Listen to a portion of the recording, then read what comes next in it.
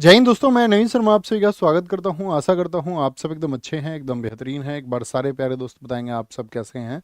उम्मीद करेंगे अच्छे होंगे, शानदार होंगे। और दोस्त हम लोग पहुंच चुके हैं आपका प्रैक्टिस सेट नंबर 26 पर। इसी उम्मीद के साथ में हम हमेशा कायम रहेंगे कि आप हमेशा अपना रिवीजन अच्छे से करते होंगे।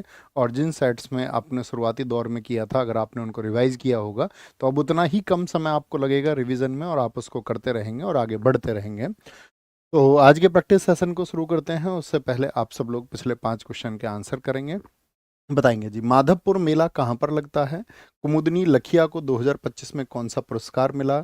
जहांगीर की आत्मकथा की मूल भाषा क्या है? और औरंगजेब ने जजिया कर को पुनः कब शुरू किया था? और साथ में इंटरनेशनल सोलर अलायंस का जो साथी आपका हेडक्वार्टर है वो कहाँ पर है? तो माधवपुर मेला लगता है आपका गुजरात में। कुमुदनी लखिया को 2025 में कथक के लिए मिला है पद्म विभूषण। क्या पद्म विभूषण मिला है? जहांगीर की आत्मकथा है तुझु के जहांगीरी, उसकी मूल भाषा पूछिए तो वो है फारसी। क्या है? वो फारसी भाषा में लिखी गई है। और औरंगजेब ने जजिया को कब लागू किया था? तो 1679 में लागू किया था। और हेडक्वार्टर कहाँ पर है इंटरनेशनल सोलर अलायंस का? तो वो है आपका हेडक्वार्टर गुरुग्राम में। कहाँ पर है? गुरुग्राम में हेडक्वार्टर है। ये आप सब लोगों को पता होना चाहिए। तो हम भाई एक बार हमारे साथियों के स्कोर हमको दिखाएंगे आप। बताएं जी, क्या बोलेंगे? महादेव आपका 5 स्कोर है। आरू भट्ट आपका आंसर कर रहे हैं। राकेश चौहान जी 5 पर हैं। प्रियांशी 5 पर हैं। आज ज़्यादातर साथियों का स्कोर 5 है। विश्रुत कश्यप 4 पर हैं। पायल पांडे 5 पर हैं। अंजू 5 पर हैं। आदित्य नारायण मिश्रा 5 पर हैं। बहुत शाबाश। आप सब लोगों की पीठ हम यहीं से थपथपाते हैं, एक बार महसूस करना।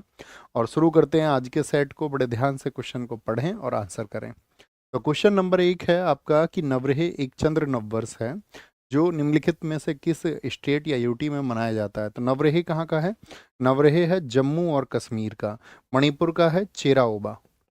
मणिपुर का न्यू ईयर कौन सा? न्यू ईयर बहुत पूछे जाते हैं स्टेट का। चेराओबा है आपका। असम का बताइए, असम का क्या है? असम का है बोहाग बीहू। क्या है? असम का बोहाग बीहू है। और सिक्किम का क्या है? सिक्किम का है लोसुंग। क्या है सिक्किम का? सिक्किम का लोसुंग है, याद रख लेना। जम्मू कश्मीर में जो नवरेह होता है, नवरेह होता है देवी क्या बोलेंगे? इनका नाम है देवी सारिका। देवी सारिका को समर्पित है। किसको समर्पित है? डिवोटेड टू देवी सारिका। देवी सारिका को ये समर्पित है, याद रख लेना। और जो चैत्र में नवरात्र होते हैं, चैत्र नवरात्र के पहले दिन ये मनता है। ओके, पहले दिन मनता है। आप हमें बताओ महाराष्ट्र का न्यू ईयर कौन सा है? महाराष्ट्र का न्यू ईयर कौन सा है? तो वो गुड़ी पड़वा है। कौन सा है? गुड़ी पड़वा है। तमिलनाडु का बताओ, तमिलनाडु का कौन सा है? तो तमिलनाडु का है पुथंडू। कौन सा है? पुथंडू कहाँ का है? तमिलनाडु का है। आपसे हम पूछे उड़ीसा का बताओ, उड़ीसा का क्या होगा? तो उड़ीसा का है आपका पाना बोलते हैं उसको, माशावी बोलते हैं, माशावी बोलते हैं, या महाविषुव संक्रांति कहा जाता है। क्या बोलते हैं उसको? महाविषुव उसको कहा जाता है। केरला का न्यू ईयर बताएं दोस्त। केरल का न्यू ईयर कौन सा है? तो केरल का दोस्त आपका विशु है। क्या है? केरल का भैया जी विशु है। गोवा का न्यू ईयर बताइए। गोवा का न्यू ईयर कौन सा है? तो संवत्सर है। कौन सा है? संवत्सर है। संवत्सर के नाम से उसको जाना जाता है। संवत्सर पाठसो भी उसको बोलते हैं। बिहार का बताइए। बिहार का आपका जुड़ शीतल है। कौन सा है? बिहार का न्यू ईयर कौन सा है? जुड़ शीतल है। क्या है? जुड़ शीतल। वेस्ट बंगाल का बताइए। वेस्ट बंगाल का पोइला बैसाख है। क्या है? वेस्ट बंगाल का है पोइला बैसाख, जिसको नवो वोरसो भी हम कहते हैं। नवो वोरसो, सॉरी, पोइला बैसाख, जिसको हम नवो बोरसो भी कहते हैं। पोइला बैसाख के नाम से इसको जाना जाता है। पंजाब का बताइए। पंजाब का क्या है? पंजाब का है आपका बैसाखी। क्या है? बैसाखी पंजाब का है। और मुझे बताइए, जो हिंदू नववर्ष आता है वो हिंदी के कौन से मंथ में आएगा? हिंदी के किस मंथ में आता है? फटाफट से बताइए। हिंदी नववर्ष जो आएगा वो किस मंथ में, यानी कैलेंडर की शुरुआत किस मंथ से होती है? हिंदी नववर्ष जो होता है, हिंदी न्यू ईयर, वो आता है आपका चैत्र माह में। आपको पता होना चाहिए Chaitra is the first month and Phagun is the last month. अंतिम महीना कौन सा होता है? वो फागुन होता है। और पहला महीना कौन सा होता है? वो चैत्र होता है। संगीत नाटक अकादमी से सम्मानित सुलोचना चौहान एक प्रसिद्ध गायिका थी। देखो, सुलोचना चौहान जी को जाना जाता है आपका किसके लिए? पद्मश्री 2022 के लिए। पद्मश्री मिला था इनको 2022 में। और सुलोचना चौहान जी का संबंध है लावणी से। किससे? लावणी से। लावणी से ही एक चर्चित नाम याद रख लेना, सुरेखा पुनेकर। क्या बोलोगे? सुरेखा पुनेकर का संबंध किससे है? तो सुरेखा पुनेकर का संबंध है लावणी। अब आप मुझे बताओ लावणी कहाँ का है साथी? लावणी घूमर राजस्थान का है, झूमर हरियाणा में होता है, गिद्धा पंजाब में होता है। आप मुझे बताएंगे लावणी किस स्टेट में होता है? महाराष्ट्र। आंसर दिखाया करो शुभम भाई हमेशा, जो साथी दें।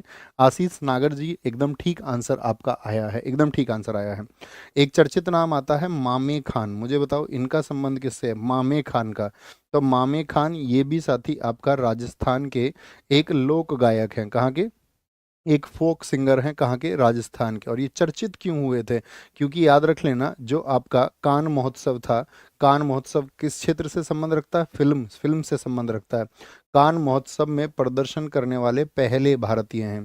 कान महोत्सव में प्रदर्शन करने वाले ये पहले इंडियन बने थे, पहले भारतीय बने थे। कौन? मामे खान। मामे खान। एक साथी अभी रिसेंट में चर्चाओं में आए थे, भैरू सिंह चौहान। क्या? भैरू सिंह चौहान। इनको किस लिए जाना जाता है? क्यों अभी खबरों में आए थे भैरव सिंह चौहान? तो ये साथी इनको पद्मश्री मिल गया 2025 में, इसीलिए ये खबरों में आए। क्या मिला? पद्मश्री मिला इनको 2025 में। और किस बात के लिए मिला? इनका संबंध है कबीर वाणी से। जो कबीर की वाणी है उसका गायन ये करते हैं, कबीर वाणी गायन के लिए इनको मिला। अभी रिसेंट में आपका 2025 में ही महावीर सिंह नायक का संबंध रहा। महावीर सिंह नायक चर्चा में रहे। तो महावीर सिंह नायक क्यों चर्चा में रहा? क्योंकि इनको साथी पद्मश्री मिला 2025 में, पद्मश्री 2025 में। और इनको किस बात के लिए मिला? ये राग गाते हैं, राग गायन के लिए इनको जाना जाता है, राग गायन के लिए। ठीक है, राग गायन के लिए। एक अश्विनी भिंडे देश पांडे अभी चर्चा में रहे, अश्विनी भिंडे देश पांडे। क्या बोलोगे? अश्विनी भिंडे देश पांडे। इनको कौन सा पुरस्कार मिला अभी? अश्विनी भिंडे, अश्विनी भिंडे देश पांडे को इनको भी पद्म पुरस्कार मिला, लेकिन कौन सा? तो आप कहेंगे इनको मिला है भैया आपका पद्मश्री 2025। 2025 क्यों? क्योंकि इनका संबंध है शास्त्रीय गायन से, क्लासिकल सिंगिंग से। शास्त्रीय गायन से इनका संबंध है। और किस घराने से जुड़े हुए हैं अश्विनी भिंडे देश पांडे? तो ये हैं आपका जयपुर अतरौली घराने से। ठीक है, तो इस तरह का क्वेश्चन अब भविष्य में पूछा जा सकता है कि अश्विनी का संबंध किससे है। तो क्या बोलेंगे? जयपुर अतरौली घराने से उनका संबंध है। जयपुर अतरौली घराना, जयपुर अतरौली घराना। इसके फाउंडर आप मुझे बता सकते हैं?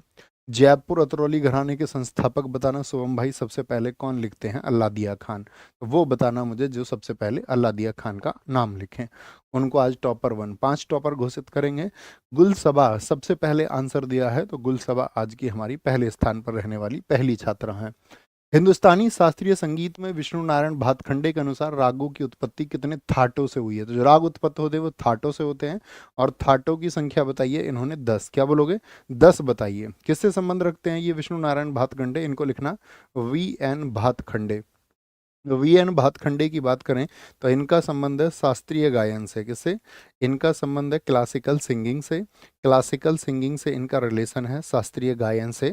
और याद रख लेना इन्होंने संगीत पर, क्या बोलेंगे? क्या बोलेंगे? संगीत की आधुनिक टीका किसने लिखी? संगीत की आधुनिक टीका, मॉडर्न टीका लिखी है इन्होंने आपका म्यूजिक पर। संगीत की आधुनिक टीका किसने लिखी? विष्णु नारायण भातखंडे ने लिखी। इनकी बुक का नाम है स्वर मल्लिका। क्या बोलोगे?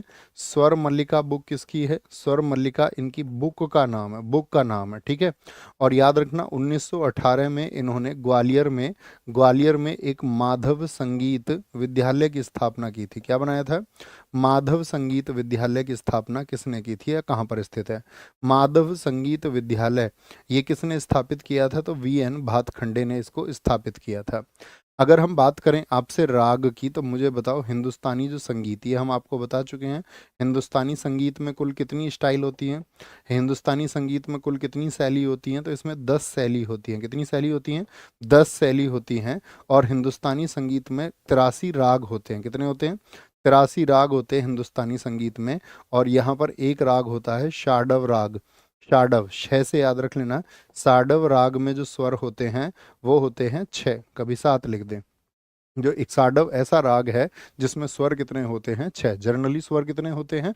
वो 7 होते हैं। वो कितने होते हैं? वो साथी आपका 7 होते हैं। आगे आएंगे, नेक्स्ट है स्वतंत्र भारत के पहले वित्त मंत्री निम्नलिखित में से कौन थे? इस बार CGL मेंस में पूछ लिया पहला मंत्रालय। बोलो भी फटाफट से, बोलेंगे भाई।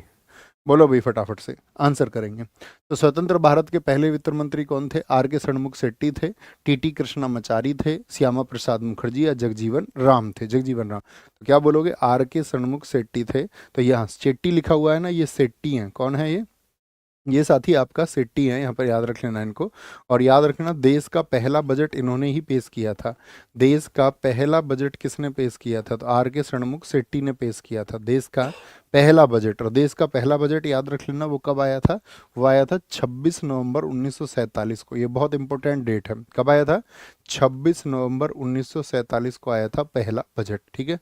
टीटी कृष्णामाचारी, श्यामा प्रसाद मुखर्जी, जगजीवन राम। देखो यहाँ कुछ मंत्री आपसे पूछेंगे, इनको भी बताएंगे। रक्षा मंत्री बताओ पहले कौन थे? स्वतंत्र भारत के पहले रक्षा मंत्री कौन थे? रक्षा मंत्री तो वो थे भैया बलदेव सिंह। कौन थे? बलदेव सिंह थे। रेल मंत्री बताओ। अच्छा, कौन इसमें बता सकता है सारे मंत्री? टेस्ट है आपका। रेल मंत्री बताओ कौन थे? रेल मंत्री बताओ। कानून मंत्री आप हमको बताओ, कानून मंत्री कौन थे? कानून मंत्री कौन थे पहले स्वतंत्र भारत के? कृषि मंत्री बताओ, पहले कृषि मंत्री कौन बने थे भारत के? पहले कृषि मंत्री कौन बने थे? तो रेल मंत्री कौन थे? तो रेल मंत्री थे भैया जॉन मथाई। कौन थे? जॉन मथाई थे आपका। कानून मंत्री बने थे बाबा साहब भीमराव अंबेडकर जी। क्या बोलोगे? बाबा साहब भीमराव अंबेडकर जी बने थे। कृषि मंत्री बने थे पहले राजेंद्र प्रसाद। कौन बने थे? राजेंद्र प्रसाद बने थे। आप मुझे बताओ पहले भारत के शिक्षा मंत्री कौन बने थे? शिक्षा मंत्री, शिक्षा मंत्री, ये इंपॉर्टेंट क्वेश्चन आता है। भारत के पहले जो साथी एजुकेशन मिनिस्टर थे, तो शिक्षा मंत्री कौन थे? तो मौलाना अबुल कलाम आज़ाद थे। कौन थे? मौलाना अबुल कलाम आज़ाद, जो कांग्रेस के सबसे युवा प्रेसिडेंट भी बने थे। बताओ दिल्ली के किस अधिवेशन में, किस अधिवेशन में अबुल कलाम आज़ाद को सबसे युवा आपका कांग्रेस का अध्यक्ष चुना गया था? तो क्या बोलेंगे? 1923 का दिल्ली का विशेष अधिवेशन था। कौन सा? 1923 दिल्ली विशेष। कांग्रेस के सबसे लंबे समय तक अध्यक्ष यही रहे। कांग्रेस के सबसे लंबे 1940 में कांग्रेस का अधिवेशन था, रामगढ़ अधिवेशन। तो 1940 से लेकर के 1945 तक यही रहे थे। विपिन भाई आपने वही बात लिख दी है, बहुत शाबाश। क्या बोलेंगे? आपका स्वास्थ्य मंत्री बताओ पहले, जो भारत के पहले स्वास्थ्य मंत्री, तो वो थी राजकुमारी अमृत कौर, जिन्होंने किसके लिए? एम्स की स्थापना में योगदान दिया। राजकुमारी अमृत कौर। क्या बोलोगे? राजकुमारी अमृत कौर। पहले कम्युनिकेशन मिनिस्टर कौन थे? पहले संचार मंत्री कौन थे? संचार मंत्री कौन थे आपका? तो पहले संचार मंत्री थे आपका रफ़ी अहमद किदवई। क्या? रफ़ी अहमद थे। रफ़ी अहमद याद रखेंगे, रफ़ी अहमद। अच्छा, प्रथम जो सरकार बनी थी उसमें खेल मंत्री कोई था या नहीं था? बताओ प्रथम खेल मंत्री कौन बने थे? प्रथम खेल मंत्री थे भी या नहीं थे? तो याद रखना, प्रथम खेल मंत्री आपका जो बनाए गए वो 1999 में बनाए गए थे, और वो बने थे अनंत कुमार। कौन? अनंत कुमार। इससे पहले तो इस मिनिस्ट्री को, और हम गेम्स में आगे जाना चाह रहे थे, हमने आज़ादी के तुरंत बाद एशियन गेम्स कराए थे, फिर भी हमारा खेलों पर ध्यान नहीं था। आप देखिए सन 2000 में तो हम यहाँ पर अपने यहाँ पर खेल मंत्री को लेके आए हैं। ओके। टीटी कृष्णामाचारी, इनके पास भी कोई मंत्रालय था? नहीं। श्यामा प्रसाद मुखर्जी, इनके पास मंत्रालय था वाणिज्य और उद्योग आपूर्ति का। किसका? कॉमर्स एंड इंडस्ट्रियल मिनिस्ट्री इन्हीं के पास में थी। वाणिज्य और उद्योग मंत्रालय इन्हीं के पास में था। जगजीवन राम के पास में, इनके पास में श्रम मंत्रालय था। कौन सा? इनके पास में था श्रम मंत्रालय, श्रम मंत्रालय। ओके, श्रम मंत्रालय था। नेक्स्ट, अगला क्वेश्चन। भारत की पहली जो सीनियर राष्ट्रीय तीरंदाजी चैंपियनशिप हुई वो कहाँ और कब आयोजित की गई थी? कहाँ और कब आयोजित की गई थी, मतलब किस जगह हुई? अच्छा, दोनों चीज़ें दी हुई हैं, तो याद रखना दिल्ली में 1973 में आयोजित हुई थी, दिल्ली में। और भारतीय तीरंदाजी संघ कब बना? बताओ। AAI बोलते हैं इसको, भारतीय तीरंदाजी संघ कब बना था? तो भारतीय तीरंदाजी संघ बना था आपका, ये बना था किस वर्ष में? इसको बोलते हैं AAI, यानी कि आर्चरी एसोसिएशन ऑफ इंडिया। तो ये 1973 में बना है, 1973 में। मुझे कुछ क्वेश्चन बताओ आप। पैरालंपिक जानते हैं? पैरालंपिक जानते हो? हाँ जी। पैरालंपिक पहली बार किस वर्ष हुए थे? पैरालंपिक में जो पहले पदक विजेता हैं भारत के, वो कौन है? पहले पदक विजेता पैरालंपिक में पहले पदक विजेता कौन है? तो हरविंदर सिंह हैं। कौन है? हरविंदर सिंह पहले पदक विजेता हैं आपका। और अगर हम आपसे बात करें सबसे कम उम्र की पैरालंपिक विजेता कौन बनी? सबसे कम उम्र में पैरालंपिक पदक विजेता कौन बनी है? पैरालंपिक पदक विजेता, तो अभी बहुत खबरों में आई थी जब पैरालंपिक हुए थे आपका, तो वो है आपका शीतल देवी। शीतल देवी, क्या आप बता सकते हो कितनी एज में बनी थी ये शीतल देवी? शीतल देवी। तो इनको मिला इस बार साथी कांस्य पदक और इनकी उम्र थी 17 वर्ष। कितनी वर्ष थी? 17 वर्ष कुल इनकी उम्र थी, 17 ईयर्स। अब हम आपसे पूछेंगे तीरंदाजी, मुझे बताइए किस देश का राष्ट्रीय खेल है? तीरंदाजी किस देश का राष्ट्रीय खेल है? तीरंदाजी बताओ जी। तीरंदाजी किस देश का नेशनल गेम है? नेशनल गेम है, कहाँ का नेशनल गेम है तीरंदाजी? तो आंसर आना चाहिए भूटान का। भूटान का राष्ट्रीय खेल है। कहाँ का है? भूटान का राष्ट्रीय खेल है, ये आपको पता होना चाहिए, भूटान का। नेक्स्ट, निम्नलिखित में से कौन सा शूटिंग खेल का एक प्रकार है जिसमें मिट्टी के लक्ष्यों को हवा में फेंका जाता है? मिट्टी का लक्ष्य यानी मिट्टी का एक कबूतर होता है, उसको बोलते हैं किले पिजन, उसको हवा में उछालते हैं और ढिशकिया गोली मार देते हैं। बताओ जी, राइफल शूटिंग, पिस्तौल शूटिंग या ट्रैप शूटिंग? ये होता है ट्रैप शूटिंग में। कहाँ पर? ये साथी आपका ट्रैप शूटिंग में होता है। अगर हम आपसे पूछ रहे हैं जो मिट्टी के लक्ष्य को उछाला जाता है, इसमें 3 तरह की शूटिंग होती है। 3 तरह की शूटिंग होती है, कौन कौन सी? एक तो इसमें होएगी, याद रख लेना आपका, मिट्टी के लक्ष्यों के लिए इसमें एक तो होती है डबल ट्रैप। क्या होती है इसमें? एक तो इसमें होती है डबल ट्रैप, एक इसमें होती है आपका ट्रैप शूटिंग। क्या होती है? एक इसमें होती है आपका ट्रैप शूटिंग होती है, ट्रैप शूटिंग होती है। और इसमें तीसरी होती है आपका स्कीट शूटिंग। क्या होती है? स्कीट शूटिंग होती है, स्कीट शूटिंग। तो 3 तरह की शूटिंग होती है। और इसमें क्या होता है? इसमें याद रखना मिट्टी का लक्ष्य यानी कि किले टारगेट होता है। क्या होता है? इसको बोलते हैं किले, माने मिट्टी, और किले का टारगेट होता है। और उसी को कई बार किले टारगेट होता है, और उसी को हम क्या बोलते हैं? उसी को हम किले पिजन भी कहते हैं। क्या बोलते हैं उसको हम? उसको हम किले पिजन भी कहते हैं, किले पिजन। और अगर हम बात करें साथी यहाँ पर किले पिजन के बारे में, तो ये किस में, क्या ओलंपिक में होता है आपका? हाँ जी, ओलंपिक में होती है शूटिंग, ओलंपिक। अच्छा, मैं आपसे पूछूं, ओलंपिक में भारत को सबसे पहले जो मेडल दिलाया था शूटिंग में, वो किसने दिलाया था? कौन व्यक्ति हैं, बताएंगे जी? तो पहला रजत व्यक्तिगत बोले आपसे, या आपसे बोले पहला गोल्ड, ये हमने किस में जीते? शूटिंग में ही जीते। तो क्या बोलेंगे? 2004 में कौन जीता था? 2004 में आपका सिल्वर किसने जीता था? तो राज्यवर्धन सिंह राठौड़ ने। किसने? राज्यवर्धन सिंह राठौड़ ने। किसने? राज्यवर्धन सिंह राठौड़ ने जीता था आपका ट्रैप शूटिंग में ही। और 2008 में गोल्ड किसने जीता था? ये किसी का भी गलत नहीं होना चाहिए, तो बोलेंगे अभिनव बिंद्रा। अभिनव बिंद्रा ने किस इवेंट में जीता था? तो इन्होंने जीता था 10 मीटर एयर राइफल में। किसमें? 10 मीटर एयर राइफल में। और सबसे कम उम्र के, अगर मैं आपसे पूछूं अभिनव बिंद्रा के बारे में, सबसे कम उम्र में इनको राजीव गांधी रत्न, खेल रत्न पुरस्कार मिला। सबसे कम उम्र में, क्या बोलोगे? सबसे कम उम्र में क्या बोलेंगे? खेल रत्न पुरस्कार इनको मिला। अब खेल रत्न पुरस्कार किसके नाम से दिया जाता है? राजीव गांधी जी के नाम से थोड़ी दिया जाता है, मेजर ध्यानचंद के नाम से दिया जाता है। सबसे कम उम्र का मतलब है इनकी 18 वर्ष उम्र थी, तब 18 वर्ष उम्र थी। अभी 2024 के ओलंपिक हुए, शूटिंग में हमको कितने मेडल मिले थे बताओ फटाफट से? 2024 में शूटिंग में, 2024 में पेरिस में हुए, तो शूटिंग में कितने मिले बताओ फटाफट से? शूटिंग में अब की बार तो हमें मेडल ही कुल कितने मिले? तो आसानी से आप बता सकते हैं। दो वाले सारे गलत है भाई, दो कैसे बोल सकते हो आप? 3, मनु भाकर के 2 हो गए और स्वप्निल कुसाले का 3। मनु भाकर के हो गए 2 तो, और मनु भाकर ने किसके साथ में जीता था? एक तो मनु भाकर ने सोलो जीता अकेले, एक सरबजोत सिंह जी के साथ में जीता, और तीसरा स्वप्निल कुसाले जी का आया। तो 3 है आपका शूटिंग में। कितने हैं? तो शूटिंग में भैया 3 मेडल हमारे इस बार आए।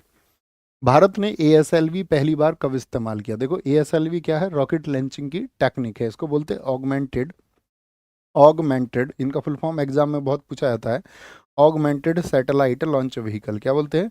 ऑगमेंटेड सैटेलाइट लॉन्च व्हीकल होता है, लॉन्च व्हीकल। और इसी की एडवांस टेक्नोलॉजी क्या है? वो पीएसएलवी है। पीएसएलवी का फुल फॉर्म लिखो। इसी की एडवांस टेक्नोलॉजी आपका जीएसएलवी है, और एक आपका एसएसएलवी का भी इस्तेमाल होता है। तो ये क्या है? फुल फॉर्म लिखें। तो सैटेलाइट लॉन्च के लिए इतनी बात तो क्लियर हो गई। तो क्या बोलेंगे? 1987 में। फिर इसकी 4 लॉन्चिंग हुई थी लगातार आपका, 87 के बाद में 83 में हुई थी, 92 में हुई थी, 94 में हुई थी। और पीएसएलवी इंट्रोड्यूस हुआ था 1993 में। कब? 1993 में। इसको बोलते हैं polar satellite launch vehicle. P4 क्या आ जाएगा? पोलर, और बाकी आपका सैटेलाइट लॉन्च व्हीकल। G4 क्या हो जाएगा? जियो सिंक्रोनस हो जाएगा। क्या हो जाएगा? जियो सिंक्रोनस हो जाएगा। और बाकी यही, ये कब इंट्रोड्यूस हुआ था? 2001 में इंट्रोड्यूस हुआ था। एसएसएलवी तो आपका इसको बोलते हैं स्मॉल सैटेलाइट लॉन्च व्हीकल। इस टेक्नोलॉजी का ये तो साथ साथ इस्तेमाल होती रही। अब ये बहुत सारी हैं। आपका जीएसएलवी में शुरुआत हुई थी MK1 से, अब ये MK3 भी आ गया है, MK3 भी आ गया है। 100वें मिशन को किससे एक साथी ने लिखा? F-15 से, F-15 से। बहुत बढ़िया। Very good sir, static GK कब से कराएंगे बता दीजिए प्लीज। बता चुके हैं क्लासेस में, इसका मतलब है आप हमारी क्लासेस नहीं कर रहे हैं फिर नायक फाउंडेशन बैच की। वहाँ हम बता चुके हैं आज ही क्लास में। लोकसभा में परिवार न्यायालय के संशोधन विधेयक कब पारित किया गया? तुम सबको इन्फॉर्मेशन अलग अलग देनी होती है, जब हम आपसे कहते हैं कि पढ़ लीजिए तो क्यों नहीं पढ़ते हो, क्यों नहीं पढ़ते हो हैं? बताओ जी फटाफट से। क्या बोलेंगे? लोकसभा में परिवार न्यायालय के संशोधन विधेयक कब पारित किया गया? तो लोकसभा में ये आया आपका जुलाई 2022 में। क्या बोलोगे? जुलाई 2022 में पारित किया गया। और कहाँ के परिवार न्यायालय के था ये? हिमाचल प्रदेश और नागालैंड के फैमिली कोर्ट के लिए। किसके लिए? नागालैंड के जो फैमिली कोर्ट हैं, यानी कि वहां पर आपका फैमिली फैमिली कोर्ट की स्थापना हो पाए, इसीलिए। ठीक है। अच्छा, यहाँ से क्वेश्चन पूछा जाता है इसी एक्ट से जुड़ा, हिंदू उत्तराधिकार अधिनियम किस वर्ष का है? हिंदू सक्सेसर एक्ट जो है, हिंदू उत्तराधिकार अधिनियम, ये किस वर्ष का है? तो हिंदू उत्तराधिकार अधिनियम है 1956 का, याद रख लेना। क्या बोलोगे? 1956 का है, 1956 का है। भारत में सर्वप्रथम कम्युनिस्ट सरकार किस राज्य में बनी थी? Communist party. तो पश्चिम बंगाल में, सिक्किम में, केरल में, या फिर त्रिपुरा में बनी थी, या फिर त्रिपुरा में बनी। तो क्या बोलेंगे? सबसे पहले बनी थी आपका केरल में। कहाँ पर बनी थी? केरल में। और ये बनी थी 1957 के चुनावों में। और दुनिया में प्रथम थी ये, भारत नहीं दुनिया में कहीं पर भी कम्युनिस्ट सरकार बनी, दुनिया में प्रथम कम्युनिस्ट सरकार थी ये। ठीक है, दुनिया में प्रथम बनी थी। अच्छा, एक कम्युनिस्ट पार्टी ऑफ इंडिया जिसको हम भारतीय कम्युनिस्ट पार्टी बोलते हैं, उसका नेतृत्व किसने किया था?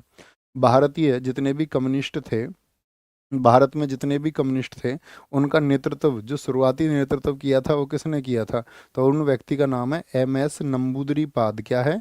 MS नंबूदरीपाद है, MS नंबूदरीपाद है, याद रख लेना। ये दोनों क्वेश्चन बहुत इंपॉर्टेंट पूछे जाते हैं। आपको पता है देश की आज़ादी के बाद में कांग्रेस की सरकार थी, पहली बार जो पहली गैर कांग्रेसी गवर्नमेंट बनी थी, पहली नॉन कांग्रेसी गवर्नमेंट कौन सी थी? पहली गैर कांग्रेसी सरकार कब आई थी बताओ? गैर कांग्रेसी सरकार केंद्र में, तो ये किस वर्ष में आई थी? आपका 1977 में आई थी। 1977 में कौन लेके आए थे? कारण कौन थे? वजह कौन थे? तो वजह थे इसमें जेपी, यानी कि जयप्रकाश नारायण। कौन थे? जयप्रकाश नारायण इसमें वजह थे, जयप्रकाश नारायण। जयप्रकाश नारायण इसकी एक वजह बने थे। और जयप्रकाश नारायण, याद रखना, इनकी पार्टी थी जनता दल।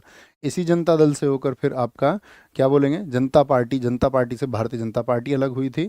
और इनको उस टाइम पे 271 सीट्स मिली थी, 271 सीट्स। लोगों ने बहुत वोट किया था, 43% वोट इनके फेवर में थे, जो जनरली नहीं होते हैं। ठीक है भाई। संपूर्ण क्रांति का नारा दिया था, हाँ, इसी समय पर इन्होंने संपूर्ण क्रांति का नारा दिया था। बहुत खूब, बहुत साबा, संपूर्ण क्रांति का नारा। किस मुगल सम्राट के आदेश पर बंदा सिंह को यातना देकर मृत्यु दंड दिया गया? बंदा सिंह आप जानते हैं, सिखों के 10वें गुरु कौन थे? गुरु गोविंद सिंह। गुरु गोविंद सिंह जी के बाद में नेतृत्व किसने चलाया था? वो चलाया था आपका बंदा सिंह ने। बंदा सिंह का वास्तविक नाम बताओ क्या है? बंदा सिंह का जो वास्तविक नाम है वो क्या है? तो बंदा सिंह का जो नाम था, ओरिजिनल नेम था, वो था आपका लक्ष्मण देव। क्या था? लक्ष्मण देव नाम था, लक्ष्मण देव। और ये कौन थे? आपका जो खालसा सेना थी, जो खालसा सेना बनाई थी आपका, सिखों की जो खालसा सेना थी, उसके कमांडर थे। ये कौन थे? खालसा सेना के कमांडर थे। ठीक है। और किसने इनकी हत्या करवाई? आपका क्या बहादुर शाह प्रथम ने करवाई, क्या जहांगीर शाह ने, या फर्रुख सियर ने? भैया फर्रुख सियर ने। और फर्रुख सियर की बात करें कब से कब तक रहा था? 1713 से 1719 रहा था। फर्रुख सियर को ही क्या कहा जाता है? आपका घृणित शासक कहा जाता है, घृणित शासक इसको कहा जाता है, डिस्कस्टिंग किंग भी बोलते हैं इसी को। इसी फर्रुख सियर ने क्या किया था? ईस्ट इंडिया कंपनी को दस्तक जारी किया था। थम्स अप करके बताएं, दस्तक समझ रहे हो ना? तो इसने व्यापार के, क्या बोलेंगे, मुक्त व्यापार का अधिकार दे दिया था उनको। इशूड ए दस्तक, क्या बोलोगे? इशूड ए दस्तक। और यही घोषणा क्या बनी थी, यही दस्तक क्या बना था? ईस्ट इंडिया कंपनी का Magna carta. East India company का मैग्ना कार्टा ये बना था। क्या बोलोगे? मैग्ना कार्टा ये बना था, याद रख लेना। ठीक है। अच्छा, इसके टाइम पे ही कौन थे आपका किंग मेकर थे? किंग मेकर कौन थे? बताओ, किंग मेकर कौन थे? तो किंग मेकर थे आपका सैयद बंधु। क्या बोलोगे?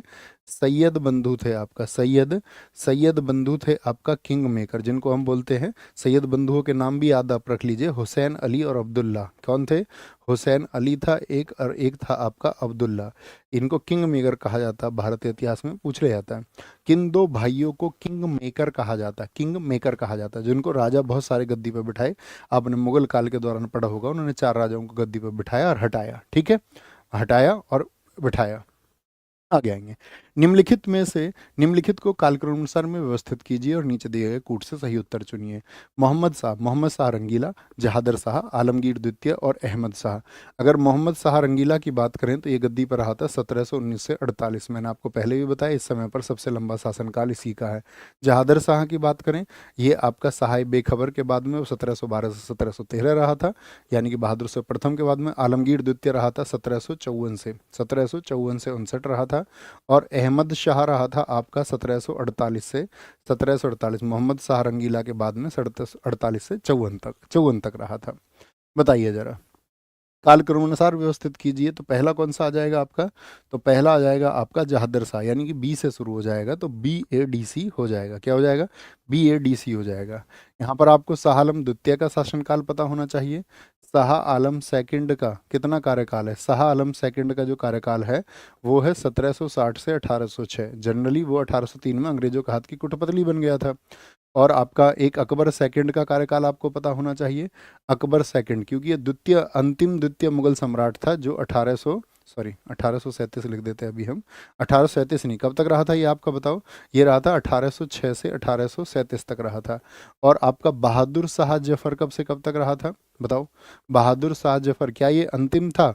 बोलो यस और नो। हाँ जी भैया, ये अंतिम 20 वर्ष रहा, 1837 से 57। और बहादुर शाह जफर को क्या हुआ था? हमने आपको बताया था, इसको मेरठ की क्रांति के बाद में क्या कर लिया गया था?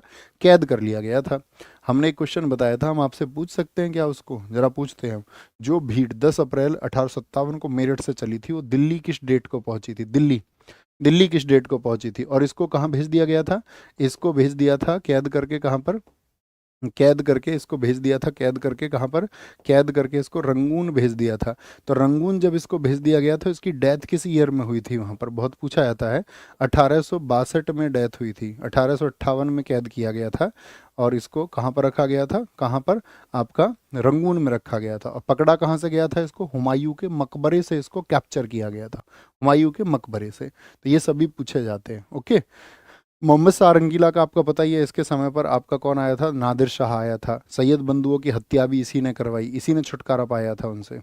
अच्छा, मुझे कोई बता सकता है मोहम्मद शाह रंगीला का मूल नाम क्या था? उसका ओरिजिनल नेम क्या था मोहम्मद शाह रंगीला का? तो आपको पता होना चाहिए, रोशन अख्तर था। क्या था? रोशन अख्तर। रोशन अख्तर बहुत बार परीक्षा में पूछा गया है। दिल्ली में पुराना किला के सामने खैरुल मंजिल का निर्माण, जो मंजिल नामक मस्जिद का निर्माण किसने करवाया था? हमीदा बानो बेगम ने करवाया? नहीं जी, माहम अंगा ने करवाया। जो दूध माता थी, कौन थी ये? अकबर की क्यूरेटर थी, अकबर की संरक्षिका थी, अकबर की संरक्षिका। तो ये 1561 में इसने निर्माण कराया था। कब? 1561 में निर्माण कराया था। याद रखना, इसी माहम अंगा ने दिल्ली में एक शिक्षा केंद्र बनवाया था। दिल्ली में शिक्षा केंद्र, क्या नाम था उस शिक्षा केंद्र का? दिल्ली में एक एजुकेशन सेंटर इसने बनवाया था। किस नाम से? उसका नाम था मदरसा ए बेगम। क्या? मदरसा ए बेगम के नाम से इसने एक एजुकेशन सेंटर बनाया था, मदरसा ए बेगम। ठीक है। मुझे बताओ साथी, इसके समय पर जो आपका काबुली बाग मस्जिद बनी, नहीं इसके समय पर नहीं बनी थी, काबुली बाग तो पहले ही बन गई थी, सॉरी। काबुली बाग तो पहली बनी, हाँ हम ये पूछ सकते हैं, काबुली बाग जो मस्जिद बनी थी आपका, वो किसके समय पर बनी थी? किसने बनवाई थी? काबुली बाग मस्जिद किसने बनवाई थी ये बताओ? काबुली बाग मस्जिद ये किसने बनवाई थी? तो काबुली बाग मस्जिद बनवाई थी आपका बाबर ने। किसने बनवाई थी भैया? उसको बाबर ने बनवाया था। अच्छा, मुझे बताओ, किला ए कुहना ये किसने बनवाई? किला ए कुहना का निर्माण किसने करवाया था? तो किला ए कुहना का निर्माण कराया गया आपका शेर शाह सूरी के द्वारा। किस किले के अंदर? शेर शाह सूरी द्वारा पुराने किले के अंदर ये निर्माण कराया गया था। पत्थर मस्जिद बताओ श्रीनगर की किसने बनवाई? पत्थर मस्जिद श्रीनगर की किसने बनवाई? तो पत्थर मस्जिद जो है साथी, ये बनवाई आपका श्रीनगर में नूरजहां ने। क्या बोलोगे? श्रीनगर में नूरजहां ने इस पत्थर मस्जिद को बनवाया था। किसने? आपका पत्थर मस्जिद को श्रीनगर में नूरजहां ने बनवाया था, नूरजहां ने। ठीक है, बहुत बढ़िया। भारत में प्रथम मदरसा जो बना वो कलकत्ता में बना था। बहुत बढ़िया। निम्नलिखित बादशाहों के मकबरों में से किसी एक मकबरे में मध्य वाला गुंबद निर्मित नहीं है? बीच में एक गुंबद होता है तो वो 5 मंजिल, लेकिन मध्य वाला गुंबद उसमें नहीं है। तो अकबर के मकबरे में नहीं है क्या? हाँ जी भैया, अकबर के मकबरे में नहीं है। तो आप मुझे बताओ, अकबर का मकबरा है कहाँ पर? तो ये सिकंदरा में है। कहाँ पर है? अकबर का मकबरा जो है वो सिकंदरा में स्थित है। कहाँ पर है? सिकंदरा में। जहांगीर का मकबरा हमने आपको अभी बताया था, कहाँ पर है? लाहौर वाले शाहदरा में है। कहाँ पर है? शाहदरा। लेकिन शाहदरा कौन सा है? वो लाहौर का शाहदरा है। दिल्ली वाला ना समझना। शाहजहां का मकबरा कहाँ पर है? वो आगरा में है। कहाँ पर है? वो आगरा में है। और औरंगजेब का मकबरा कहाँ पर है? औरंगजेब का है खुलदाबाद में। कहाँ पर? खुलदाबाद। और खुलदाबाद कहाँ पर है आपका? खुलदाबाद जिसको हम बोलेंगे छत्रपति संभाजी नगर में है। ये संभाजी नगर में है, संभाजी नगर में है, ठीक है। कभी भी पूछे अकबर का मकबरा कितने मंजिल का है, तो याद रखना कुतुब मीनार की तरह ये भी 5 मंजिल है। और यहीं से अकबर की अस्थियों को किसने उखड़वा लिया था? अकबर की अस्थियों को किसने उखड़वा लिया था? राजा राम जाट थे जिन्होंने अकबर की अस्थियों को उखड़वा लिया था। अगर हम आपसे कुछ और मकबरे पूछें यहाँ पर, तो आप हमें बताओ बाबर का मकबरा कहाँ पर है? बाबर की जो टॉम्ब है, बाबर का जो मकबरा है वो कहाँ पर है? तो बाबर का मकबरा है आपका काबुल में। कहाँ पर? काबुल में है आपका, काबुल अफगानिस्तान में इसका मकबरा स्थित है। तानसेन का मकबरा बताओ हमें, अकबर के दरबार में रहता था ना रामतनु पांडे, तानसेन का मकबरा कहाँ पर है? ये हमने आपको बताया था भैया, ग्वालियर में है, ग्वालियर में मकबरा है आपका, मकबरा है, ठीक है। अब्दुल रहीम खाने खाना, सॉरी तानसेन का मकबरा थोड़ी ना होगा, तानसेन की समाधि होगी, सॉरी, तानसेन की समाधि बोलेंगे भैया, तानसेन की जो सिमेट्री है वो कहाँ पर है? अब्दुल रहीम खाने खाना का बताओ, अब्दुल रहीम खाने खाना, अब्दुल रहीम खाने खाना, अब्दुल रहीम खाने खाना का जो साथी आपका कहाँ पर है? दिल्ली में है आपका, दिल्ली में मकबरा है, दिल्ली में मकबरा है। हम आपसे पूछेंगे शेख सलीम चिश्ती का बताइए, शेख सलीम चिश्ती का मकबरा कहाँ पर है? शेख सलीम चिश्ती, शेख सलीम चिश्ती का मकबरा कहाँ पर है? वो है आपका फतेहपुर सीकरी, फतेहपुर सीकरी में। फतेहपुर सीकरी किसके पास पड़ता है? आगरा से 40 किलोमीटर। क्या बोलोगे? फतेहपुर सीकरी आपका आगरा में स्थित है। कहाँ पर है भैया जी? आगरा में स्थित है, खाने खाना, ओके। नेक्स्ट बताओ जी, निम्नलिखित स्मारकों को कालक्रमानुसार में व्यवस्थित कीजिए और नीचे दिए गए कूट में से सही उत्तर चुनिए। यानी कि जो भी आपका मकबरा बना वो कौन सा बना, तो आपको थोड़ा लॉजिक लगाना पड़ेगा इसमें कि कब बना, कौन सा बना, पहले कौन सा बना। तो रबिया उद दुर्रानी ये तो आपका साथी जब औरंगजेब गद्दी पे बैठा 1658 में, उसके 2 वर्ष के बाद में, यानी कि 1660-61 में ये शुरू हुआ था। और अकबर का जो वो सॉरी औरंगजेब का जो बेटा था आजम शाह, उसने इसको शुरू करवाया था। शेर शाह सूरी का जो मकबरा बना था वो बना था शेर शाह मूरी सूरी की जब डेथ हुई 1545 में, कालिंजर अभियान के बाद में। हुमायूं का मकबरा बना था आपका साथी 1570 में। कब बना था? 1570 में। और अटाला मस्जिद जौनपुर की बनी थी आपका 1408 में बनाई थी इब्राहिम शाह सरकी ने। किसने? इब्राहिम इब्राहिम शाह सरकी ने इसको बनवाया था, इब्राहिम शाह सरकी। देखिए सबसे पहले तो कौन सी बन गई? अटाला मस्जिद ही बन गई। तो चौथा आंसर पहले हो जाएगा, चौथा आंसर आपका, तो यानी कि चौथा पहला हो जाएगा, चौथे क्या हो जाएगा? पहले पे आ जाएगा। मुझे आप बताओ, जामा मस्जिद की हम बात करें, उसका निर्माण किसने कराया? जामा मस्जिद का निर्माण किसने कराया था? तो जामा मस्जिद का, बदायूं में पूछ रहा हूँ, दिल्ली में नहीं। बदायूं का गवर्नर कौन था भैया? जामा मस्जिद बदायूं पूछी जाएगी तो इल्तुतमिश लिखेंगे। क्या लिखेंगे? इल्तुतमिश। एक पूछी जाती है जामा मस्जिद संभल में किसने बनवाई थी? संभल में, तो वो बनवाई थी आपका बाबर ने। किसने? बाबर ने बनवाई थी, बाबर ने। अच्छा मुझे बताओ, आगरा का किला किसने बनवाया था? आगरा का किला, आगरा फोर्ट किसने बनवाया था? जो आगरा का किला बना, आगरा का किला वो बनवाया जी अकबर ने। किसने बनवाया था? वो अकबर ने बनवाया 1500 अकबर ने अपने समय पर, यानी 1565 से 73 के दौरान उसको बनवाया था। एक चर्चित इमारत रही आपका दिल्ली का लाल किला, लाल किला जो दिल्ली का बना, ये साथी कब बना? 1640 से लेकर के 1648। किसने बनवाया था? शाहजहां ने। इनके निर्माण कार्य वर्ष भी पूछे जाते हैं। शाहजहां, लाल किले और ताजमहल का सबसे ज़्यादा पूछा जाता है। ताजमहल का बताओ, ताजमहल का निर्माण कार्य कब से कब तक चला? 1631 से 53 तक चला, ठीक है। कहीं वो 30 भी लिखा मिल जाता है। तो ये भी किसने बनवाया? शाहजहां ने। किसने? शाहजहां ने, शाहजहां ने, ठीक है। अच्छा मुझे बताओ एक साथी, आपका जहांगीरी महल किसने बनवाया था? क्या बोलोगे? यहाँ पर मुझे बताओ जहांगीरी महल किसने बनवाया था? जहांगीरी महल, जहांगीरी महल भी कहा जाता है। और यहीं पर एक है आपका अकबरी महल, अकबरी महल ये किसने बनवाया था? तो अकबरी महल ये बनवाए थे आपका अकबर ने। किसने बनवाए थे? अकबर ने, जो आपका अकबर ने आगरा के किले में इसको बनवाया था। हिरण मीनार बताओ और फतेहपुर सीकरी बताओ किसने बनवाए? फतेहपुर सीकरी तो मैं आपको बता चुका कक्षा में कि अकबर ने बताया गुजरात विजय के उपलक्ष्य में। हिरण मीनार भी अकबर ने बनाया। किसने बनाया? अकबर ने बनाया। अच्छा मुझे बताओ मोती मस्जिद किसने बनवाई? मोती मस्जिद पे बहुत कन्फ्यूजन होता है। जो मोती मस्जिद आपका दिल्ली वाली है वो तो औरंगजेब ने बनवाई, लेकिन मोती मस्जिद जो आगरा वाली है वो किसने बनवाई थी, ये आपको बताना है। तो मोती मस्जिद आगरा वाली जो है वो शाहजहां ने बनवाई थी, और यहीं पर उसने बनवाया था मच्छी भवन। कौन सा? शाहजहां ने ही बनवाया था आपका मच्छी भवन। मच्छी भवन बनवाया था। क्या बनवाया था? मच्छी भवन बनवाया था, मच्छी भवन। ओके, मच्छी भवन बनवाया था। श्रीनगर कश्मीर स्थित पत्थर मस्जिद का निर्माण, अभी बता दिया ये तो हमने आपको, पत्थर मस्जिद का निर्माण करवाया था नूरजहां ने। किसने? झेलम नदी के किनारे नूरजहां ने। अभी हमने आपको बताया मोती मस्जिद, बताओ औरंगजेब ने कौन सी बनाई थी? मोती मस्जिद, जो कि आपका कहाँ पर है? लाल किले में। लाल किला कहाँ पर? यानी दिल्ली वाली की बात कर रहे, रेड फोर्ट वाली की। तो ये किसने बनवाई थी? ये बनवाई औरंगजेब ने। किसने? औरंगजेब ने बनवाई थी। बादशाही मस्जिद बताओ मुझे फटाफट से, लाहौर में किसने बनवाई? बादशाही मस्जिद। बादशाही मस्जिद का निर्माण किसने कराया था? बादशाही मस्जिद का निर्माण किसने कराया था आपका? लाहौर में। लाहौर में। तो वो कराया था आपका औरंगजेब ने। किसने? बादशाही मस्जिद किसके समय पर बनी? औरंगजेब के समय पर बनी। एक यूपी के बनारस में है आलमगीर मस्जिद, वो भी किसने बनवाई? वो भी साथी आपका औरंगजेब ने ही बनवाई थी। निम्नलिखित युग्मों में से कौन सा एक सुमेलित नहीं है? कौन सा एक सुमेलित नहीं है? बाबर की तुजु के सॉरी, सुमेलित है। बाबर की किताब है तुजु के बाबरी, किस भाषा में लिखी उसने तुजु के बाबरी, बताओ?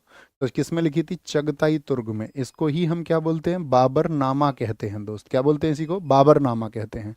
हुमायूं की पुस्तक है क्या? हुमायूं नामा नहीं भैया। किसने लिखी है? गुलबदन बेगम ने लिखी है। किसने? गुलबदन बेगम ने लिखा है हुमायूं नामा को, जो इसकी चचेरी बहन थी हुमायूं की, यानी हुमायूं गलत हो जाएगा। तारीख है शेरशानी, क्या शेरशाह ने लिखी है? नहीं। अकबर के कहने पर कि मेरे पिता को किसने हराया, अब्बास खां शेरवानी ने लिखी थी। किसने? अब्बास खां शेरवानी ने, क्योंकि अकबर जानना चाहता था कि मेरे पिता को शेरशाह सूरी ने हराया, उसके बारे में लिखी है। तारीख शेरशाही लिखी गई। क्या तबकात अकबरी, तकबात अकबरी, ये निज़ामुद्दीन की पुस्तक है, और ये कितने खंडों में है? बहुत बार पूछा जाता है निज़ामुद्दीन, ये आरो यारो में पूछा गया था एक बार। तो निज़ामुद्दीन ये आपका साथी 9 खंडों में है। कितने में? निज़ामुद्दीन ने इसको 9 खंडों में लिखा था। अच्छा, अकबरनामा कितने खंडों में मैंने आपको बताई थी? अकबरनामा कितने खंडों में बताई थी? सबका आंसर आए। तो यहाँ पर अन्य पुस्तकें क्या पूछी जा सकती है? निज़ामुद्दीन हो गया। एक आप हमको बताओ यहाँ पर, जैसे क्वेश्चन आया बाबरनामा से, तो बाबरनामा का मुझे बताओ इंग्लिश ट्रांसलेशन किसने किया था? बाबरनामा का जो साथी आपका इंग्लिश अनुवाद है, इंग्लिश ट्रांसलेशन, वो किसके द्वारा किया गया था? तो वो किया था आपका बैवरीज ने। किसने? बैवरीज ने किया था, ये बात याद रख लेना। और अगर हम आपसे पूछें बाबरनामा का जो साथी आपका फारसी अनुवाद हुआ था, वो किसने किया था? फारसी अनुवाद, तो फारसी अनुवाद किया था पायंदा खान ने। किसने? पायंदा, पायंदा खान ने किया था। पायंदा खान ने किया था, ठीक है। और बाद में इसी का फारसी अनुवाद एक आपका अब्दुल रहीम खाने खाना ने भी किया। किसने? रहीम खाने खाना। अच्छा, एक क्वेश्चन पूछा जाता है, देखते हैं कितने लोग बता सकते हैं। जैसे तुजु के बाबरी के बारे में एक क्वेश्चन आता है कि उसको चगताई तुर्क में लिखा गया। क्या आप बता सकते हैं इसको किस शैली में लिखा गया था? किस शैली में लिखा गया था? तो इसकी शैली भी कई बार पूछ ली जाती है, मुबैयान शैली। कौन सी? मुबैयान शैली बाबर की। क्या आप बाबर की मुझे किसी और पुस्तक का नाम बता सकते हो? तुजु के बाबरी या बाबरनामा एक ही है ये तो बाबरनामा के अलावा किस पुस्तक का नाम बता सकते हो? तो क्या बोलेंगे? दीवार पुस्तक। बहुत बढ़िया, शाहबाज खान ने ठीक आंसर दिया है। बाबर की पुस्तक है आपका दीवार। बहुत बढ़िया, बाबर और दीवार एक जैसे ही वर्ड है। लिस्ट 1 और लिस्ट 2 को साथ ही मैच कीजिए और सही उत्तर का चयन करिए। गुलबदन बेगम, गुलबदन बेगम अभी बताया, इन्होंने लिखी है आपका हुमायूं नामा को। हुमायूं नामा को ईश्वर दास नागर ने लिखी है आपका औरंगजेब के लिए फतुहात आलमगीरी। याहिया बिन अहमद ने लिखी है तारीख मुबारक शाही। और अब्बास खां शेरवानी अभी बताया अकबर के कहने पर तारीख शेरशाही। आज तो आंसर के बाद में क्वेश्चन आ रहे हैं, बहुत बढ़िया। 3-4, 3-4-1-2 बन जाएगा। क्या बन जाएगा? 3-4-1-2 बन जाएगा, याद रख लेना। मुझे बताओ तारीख ए दिलखुशा किसकी है? तारीख, तारीख ए दिलखुशा, ये बहुत पूछी जाती हैं किताबें। तारीख ए दिलखुशा ये किसकी पुस्तक है? तारीख ए दिल कुशा भी बोलते हैं, खुशा भी बोलते हैं। तो ये भीमसेन कायस्थ की है। किसकी है? भीमसेन कायस्थ की पुस्तक है। भीमसेन, भीमसेन कायस्थ की पुस्तक है। ताजुल मासिर बताओ किसकी पुस्तक है? ताजुल मासिर, ताजुल मासिर किसकी बुक है? तो ताजुल मासिर जो पुस्तक है वो है आपकी हसन निज़ामी की। हसन निज़ामी की बुक है, हसन निज़ामी की। एक किताब हम आपसे वो पूछ ले जो हमने आपको बता रखी है। शाहजहां के समय का एक अच्छा इतिहास माना जाता है चार चमन पुस्तक को। तो मुझे बताओ चार चमन को किसने लिखा है? चार चमन पुस्तक को चार चमन पुस्तक को किसने लिखा है, ये तुमको बताना है। तो क्या कहेंगे, चार चमन पुस्तक को लिखा है भैया, आंसर आना चाहिए भी जबरदस्त तरीके से। प्रतिभा यादव जी आज की टॉपर नंबर 2 घोषित होती है हमारी क्लास की, चश्मे इन्होंने लगा रखे हैं, बहुत बढ़िया दीदी। किस सिख गुरु ने खालसा पंथ की स्थापना की थी, तो खालसा पंथ सिखों के 10वें गुरु गुरु गोविंद सिंह ने शुरू किया था, और गुरु गोविंद सिंह को ही जाना जाता है पाहुल प्रणाली के लिए। सिखों में पाहुल प्रणाली किसने शुरू की थी, पाहुल सिस्टम, तो वो इन्होंने ही शुरू किया, इन्होंने ही शुरू किया था, ठीक है, इन्होंने ही। एक आप याद रखना, एक पूछा जाता है पंच प्यारों को, पांच प्यारों को अमृतपान किसने कराया था, पांच प्यारों को अमृतपान किसने कराया था आपका, वो गुरु गोविंद सिंह जी ने ही कराया था। अच्छा मुझे बताओ नवे गुरु कौन थे, नवे गुरु कौन थे, नवे गुरु थे आपका, आपका क्या बोलोगे, गुरु तेग बहादुर जी, गुरु तेग बहादुर थे। और इनकी याद में कौन सा गुरुद्वारा है जहाँ इनकी शहादत हुई थी, तो इनकी शहादत हुई थी जब इनको आपका इनका धर्म छोड़ने के लिए कहा गया और इन्होंने अपने प्राणों की बाजी लगा दी, तो वो है शीसगंज गुरुद्वारा। क्या बोलोगे, शीसगंज गुरुद्वारा, शीसगंज गुरुद्वारा है, शीसगंज गुरुद्वारा है, ठीक है। अमृतसर मंदिर आप जानते हैं, अमृतसर का स्वर्ण मंदिर, उसकी नींव किसने रखी थी बताओ, अमृतसर स्वर्ण मंदिर की नींव किसने रखी थी, स्वर्ण मंदिर की स्थापना जो की थी वो तो की थी पांचवें गुरु। पांचवें गुरु कौन थे, वो थे भैया अर्जुन देव। अर्जुन देव की हत्या किसने कराई थी, तो वो आपका जहांगीर ने कराई थी, जहांगीर ने। याद रखना जो अमृतसर है इसकी नींव जो रखी थी वो रखी थी हजरत मियाँ मीर ने, किसने, हजरत मियाँ मीर ने, हजरत मियाँ मीर को बुलाया गया इसकी नींव रखने के लिए। और गुरु अर्जुन देव को याद रखना आदि ग्रंथ के लिए भी जाना जाता है, आदि ग्रंथ किसके लिए, आदि ग्रंथ के लिए जाना जाता है, सिखों का पवित्र ग्रंथ आदि ग्रंथ। जो आपका मतलब अगर हम बात करें आपसे, जो भाषा है, जो साथी आपका भाषा है सिख भाषा, वो लिखी जाती है गुरुमुखी लिपि में। तो गुरुमुखी लिपि में यानी पंजाबी भाषा जो है वो गुरुमुखी लिपि में लिखी जाती है। तो जो गुरुमुखी लिपि को किसने आविष्कार किया था, ये क्वेश्चन है। गुरुमुखी लिपि के आविष्कारक कौन से गुरु हैं, गुरुमुखी लिपि के आविष्कारक, तो गुरुमुखी लिपि ये है आपका गुरु अंगद देव की, किसकी, गुरु अंगद देव जी की है, गुरु अंगद देव जी की है। अच्छा गुरु नानक देव जी कौन थे, ये आपका पहले गुरु थे, इनकी बुक का नाम बताओ, नानक देव जी ने कौन सी पुस्तक लिखी थी, पहले गुरु हैं ये इनके। और इनकी बुक का नाम था दोस्त, इनकी बुक का नाम था आपका जपू जी, क्या नाम था, जपू जी इनकी बुक का नाम है। और इनका जो जन्म हुआ था वो हुआ था 1469 से लेकर के, और आपका डेथ हुई थी इनकी 1539 में। जन्म जो इनका हुआ था वो हुआ था तलवंडी में, कहाँ पर, तलवंडी, रावी नदी के किनारे इनका जन्म हुआ था। जन्म कहाँ पर हुआ था, तलवंडी में, क्या बोलोगे, तलवंडी में इनका जन्म हुआ था आपका, रावी नदी के किनारे।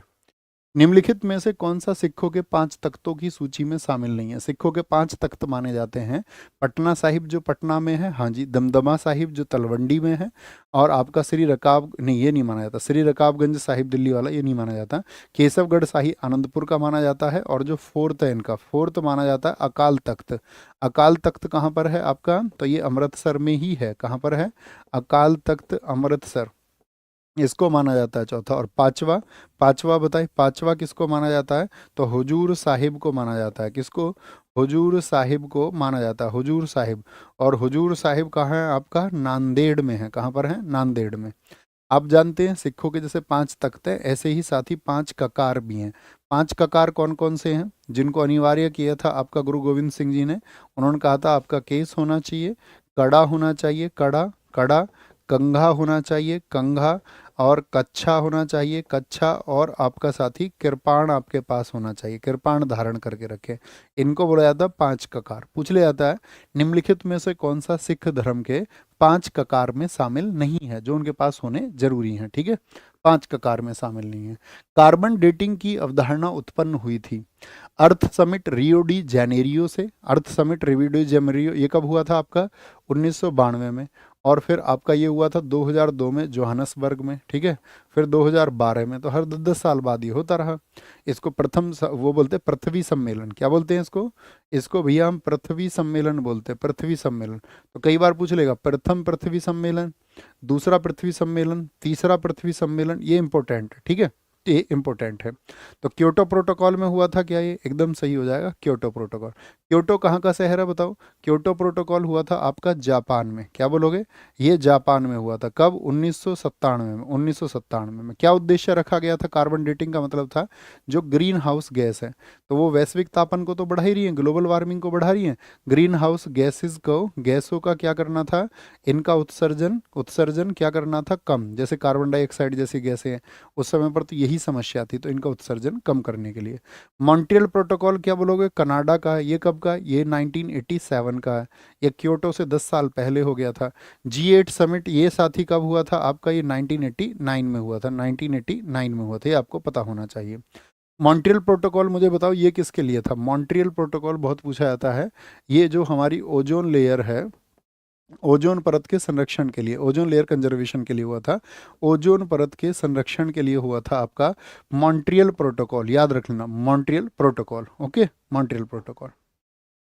निम्नलिखित में से कौन सा वैश्विक ताप वृद्धि, जो ग्लोबल वार्मिंग है, पूरी पृथ्वी का टेम्परेचर, मैंने आपसे पूछा था औसत तापमान पृथ्वी का कितना है, तो आपने कहा 15 डिग्री सेल्सियस, तो वो बढ़ रहा है। ठीक है, बढ़ रहा है, 16 डिग्री की तरफ हम जा रहे हैं।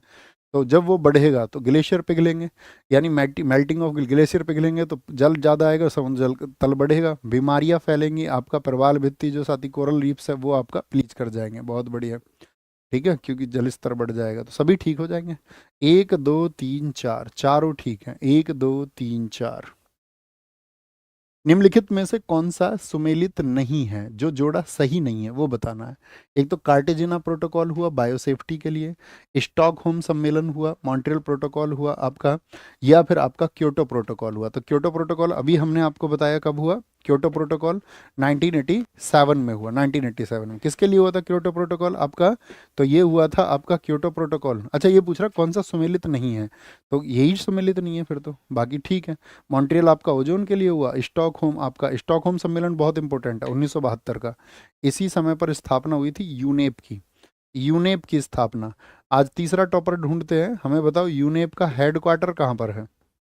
यूनेप की स्थापना, United Nations for environment and programme. क्या बोलोगे? United Nations for environment and programme, संयुक्त राष्ट्र पर्यावरण कार्यक्रम इसको हम बोलते हैं। कहाँ पर है जी? नैरोबी में है। शाहबाज खान हमारे आज के तीसरे टॉपर है। ठीक है, तो स्टॉकहोम सम्मेलन हो गया। क्योटो हम ये आपको बता ही चुके हैं, जापान का है। देखो, क्योटो प्रोटोकॉल को एक नाम और दिया जाता है, COP थर्ड। COP third. ऐसा कोई साथी है जो COP का फुल फॉर्म बता सकता है? आपने अक्सर देखा होगा, अक्सर देखा होगा। ठीक है, जैसे पृथ्वी सम्मेलन हुआ था 1992 में, मैंने बताया था उसके 10 साल बाद 2002 में हुआ था अर्थ के लिए आपका कौन सा? जोहानसबर्ग सम्मेलन। कौन सा हुआ था? जोहानसबर्ग सम्मेलन हुआ था। कहाँ पर हुआ था ये जोहानसबर्ग सम्मेलन? दक्षिण अफ्रीका में। तो ये 10 वर्ष बाद फिर 2012 में हुआ था। कहाँ पर हुआ था? साउथ अफ्रीका में हुआ था, साउथ अफ्रीका में। अभी हम एक क्वेश्चन पूछ रहे थे आपसे, क्या पूछा था हमने? COP का फुल फॉर्म बता सकते हो? आशीष ठाकुर जी ने सही लिखा है, कॉन्फ्रेंस ऑफ पार्टीज। नहीं, उनसे पहले मिस्टर अक्की ठाकुर ने भी ठीक लिखा था। ऊपर दिखाओ और कौन है? इनसे पहले किसी ने लिखा? अक्की ठाकुर ने सबसे पहले लिखा। आज ये चौथे टॉपर हो गए। पांचवा और ढूंढेंगे थोड़ी देर बाद। वस्तु के प्रतिबिंब की ऊंचाई से वस्तु की ऊंचाई का अनुपात क्या कहलाता है? जैसे कि आप, आपका मान के चलो आपकी एक हाइट है और आपका एक प्रतिबिंब दिख रहा है। ठीक है, तो ये जो रेशियो है ये क्या कहलाएगा? इसी रेशियो को बोलते हैं लीनियर मैग्निफिकेशन। क्या बोलते हैं? Linear magnification. ये कैसे निकलता है? हाइट ऑफ इमेज, प्रतिबिंब की ऊंचाई। कभी कभी इसके लिए आपका यूनिट भी दे देता है, रेलवे एग्जाम्स में दे देता है। प्रतिबिंब की ऊंचाई दे रखी होगी और बटे आपका वस्तु की ऊंचाई, यानी कि ऑब्जेक्ट, इमेज ऑफ ऑब्जेक्ट, वस्तु की ऊंचाई। आप क्या बोलेंगे? क्या बोलेंगे इसमें? प्रतिबिंब की ऊंचाई यानी कि आपका height of image and height of object, height of object. तो इसको क्या बनाते हैं? इसी से बनता है रेखीय आवर्धन। देखो, आवर्धन का मतलब क्या होता है? आवर्धन का मतलब होता है किसी चीज का वास्तविक आकार बदले बिना उसको बड़ी देख लेना, बड़ी देख लेना। आवर्धन क्षमता कैसे निकलेगी बताओ? जो मैग्निफिकेशन पावर है, आवर्धन क्षमता, इसका सूत्र क्या होता है? आवर्धन क्षमता होती है M बराबर होता है 1 + D/F। लेंस की क्षमता किस में नापते हैं? तो वो आपका नापते हैं डायोप्टर में। और F से क्या होता है? फोकस दूरी होता है, फोकस दूरी होता है। अच्छा, जैसे आपकी नज़रें कमज़ोर हो जाएंगी जब आप ओल्ड एज हो जाएंगे, लेकिन आप पढ़ने के शौकीन हैं, तो आप किस लेंस से देखोगे? जिसको हम आवर्धक लेंस बोलते हैं। जिसको हम क्या बोलोगे, मैग्नीफायर लेंस बोलते हैं, आवर्धक लेंस बोलते हैं। तो आवर्धक लेंस कौन सा होता है, बड़ा होके कौन सा दिखाएगा, तो वो दिखाएगा आपका उत्तल लेंस दिखाएगा। कौन दिखाएगा, उत्तल लेंस दिखाता है जी, उत्तल लेंस दिखाएगा। ओके, उत्तल लेंस। और रिफ्रैक्टिव इंडेक्स की अगर हम बात करें, आपसे अपवर्तनांक की बात करें, तो अपवर्तनांक का क्या फॉर्मूला निकल के आता है, तो अपवर्तनांक का निकल के आता है साइन आई बटे साइन आर। यानी कि आई क्या होता है, इंसिडेंस अर्थात आपतन कोण, और आर क्या होता है आपका, वो परावर्तन कोण होता है। क्या होता है, वो आपका रिफ्लेक्शन का एंगल होता है। क्या होता है आपका, आई होगा आपका किसका, इंसिडेंस, यानी कि अपवर्तन का कोण होगा, अपवर्तन का। बहुत बढ़िया जी, बहुत बढ़िया, बहुत शानदार। स्नेल का नियम, वेरी गुड, इसको स्नेल का नियम भी कहते हैं। Sine i upon sine r को, जल में डुबोए जाने पर कोई छड़ पात्र के अंतरापृष्ठ पर चिपकी हुई प्रतीत होती है। आपने देखा होगा, टेढ़ी दिखती है, चिपकी हुई प्रतीत होती है। किसका उदाहरण होता है ये आपका, ये अपवर्तन का उदाहरण होता है। किसका होता है, अपवर्तन का, रिफ्रैक्शन का होता है। बट रिफ्रैक्शन के सारे उदाहरण हम आपको बता चुके हैं। ओके, व्रंजक चूर्ण को जल में मिश्रित करने पर कौन सी गैस निष्कासित होगी, कौन सी गैस निकलेगी। व्रंजन चूर्ण का क्या फॉर्मूला होता है, CaOCl2 होता है। इसको बोलते हैं कैल्शियम हाइपोक्लोराइट। क्या बोलते हैं, कैल्शियम हाइपोक्लोराइट बोलते हैं।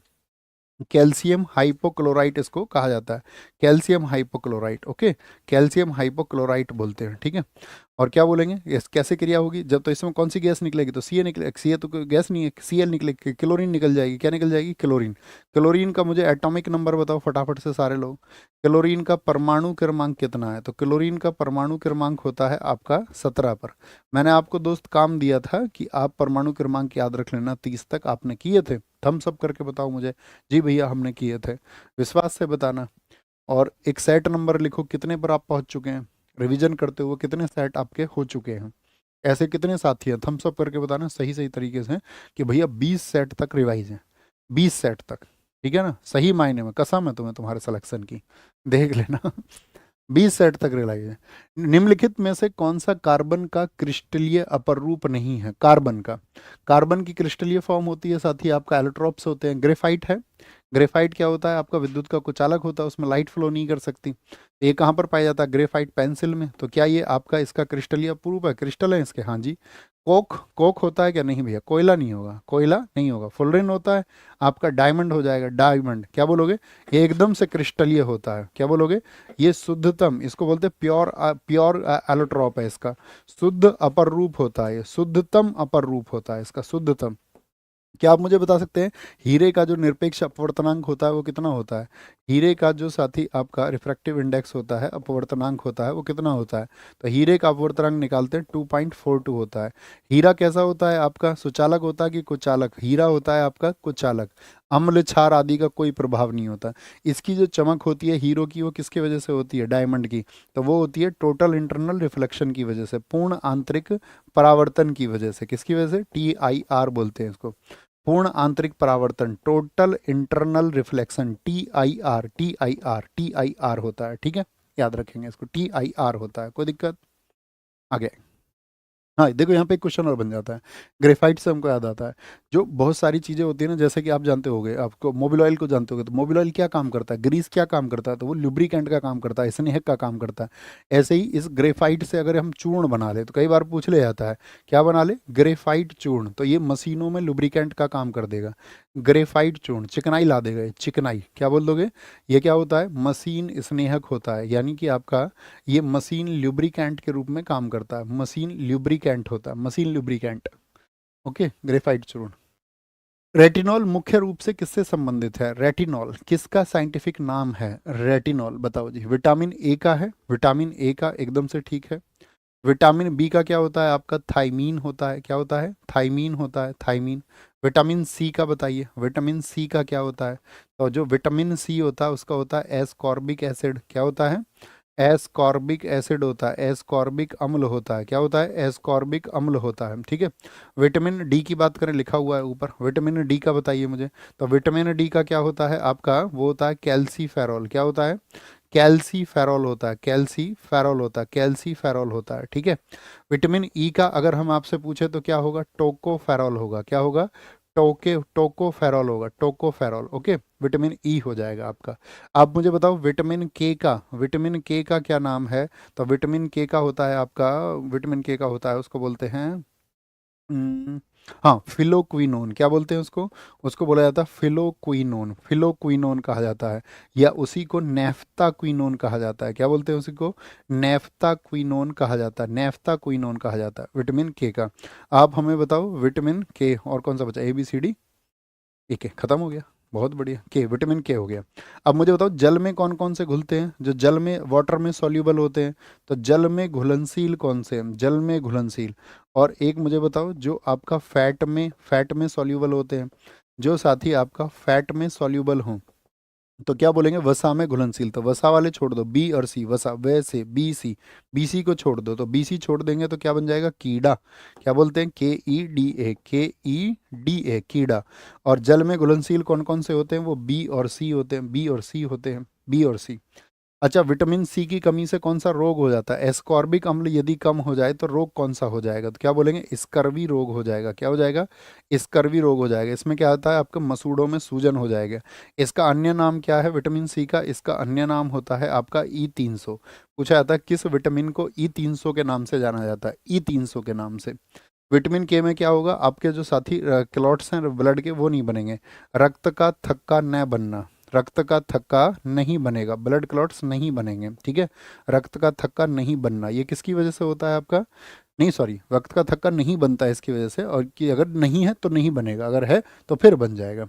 विटामिन ई की वजह से क्या आ जाएगा आपके अंदर? क्या बोलेंगे भैया? बांझपन आ जाता है, बांझपन आ जाता है, बांझपन, बांझपन हो जाता है। विटामिन डी की वजह से हड्डियों में सूखा रोग हो जाता है, जिसको बोलते हैं रिकेट्स। क्या बोलते हैं? रिकेट्स कहा जाता है, रिकेट्स कहा जाता है। विटामिन ए की वजह से क्या होती है? कलर ब्लाइंडनेस होती है, रतौंधी हो जाती है, रतौंधी, कलर ब्लाइंडनेस, रंग में भी, ठीक है। क्या बोलोगे? इसको बोलते हैं colour blindness, colour, colour blindness हो जाता है, कलर ब्लाइंडनेस हो जाता है। ओके, कलर ब्लाइंडनेस हो जाता है किसकी वजह से? रेटिनॉल की वजह से, रेटिनॉल की वजह से। सोर्सेज पता है सभी के विटामिन के सोर्सेज? ठीक है, बोलेंगे भी फटाफट से, बोलेंगे क्या कह रहे हैं भैया? रात में कलर नहीं दिखता। बहुत बढ़िया, बहुत शानदार, बैरी बैरी भैया। आयोडीन की कमी, क्या लिख रहे हो? साइनोकोबाल्बिन विटामिन का मानव निर्मित रूप है। साइनोकोबाल्बिन किसका नाम होता है? तो साइनोकोबाल्बिन है B12। क्या होता है? B12। देखो B1 क्या है? B1 अभी बताया, थाइमिन होता है। अच्छा, बी ग्रुप में कितने होते हैं? इसको बोलते हैं बी कॉम्प्लेक्स। तो बी कॉम्प्लेक्स में कितने होते हैं बताओ फटाफट से? बी कॉम्प्लेक्स में कितने होते हैं आपका? B6 होता है क्या? B6 बोलो भी। हाँ जी, B6 को बोलते हैं पायरिडॉक्सिन। क्या बोलते हैं? पायरिडॉक्सिन बोलते हैं, पायरिडॉक्सिन बोलते हैं। और B2 होता है क्या?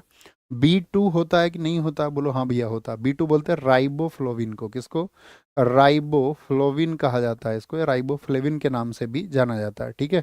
राइबोफ्लेविन की वजह से। देखो जो थाइमिन है, तो थाइमिन की वजह से क्या होता है आपका? विटामिन बी, थाइमिन की वजह से हम बोले, तो थाइमिन की वजह से क्या होगा? बैरी बैरी हो जाएगा आपको। क्या हो जाएगा?